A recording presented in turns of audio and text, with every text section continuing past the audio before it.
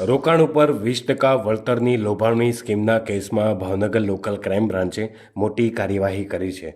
Vartej police મથકમાં નોંધાયેલા ગુનાની તપાસ દરમિયાન ફરિયાદકા ગામના વધુ 7 આરોપીઓ વિનોદ ધીરુભાઈ ગાંગવ, કુલદીપ ઉર્ફે પવન તળશીભાઈ ધામેચા, કેવલ વિજયભાઈ ધામેચા, વિજયભાઈ ભૂપતભાઈ ઉણેચા, જગદીશ ઉર્ફે પિન્ટુ દામજીભાઈ ઉણેચા, સંજય મંજીભાઈ ઉણેચા અને દિલીપ મોહનભાઈ ઉણેચાની ધરપકડ કરવામાં આવી છે. પોલીસના જણાવ્યા મુજબ આરોપીઓ શેરબજારના નામે ચાલતી આ સ્કીમમાં ભાગીદાર અથવા એજન્ટ તરીકે સંકળાયેલા હતા.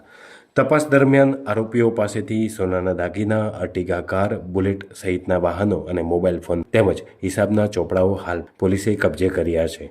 આ સમગ્ર કાર્યવાહીમાં પોલીસે 36,89,000 રૂપિયાની રિકવરી પણ કરી છે.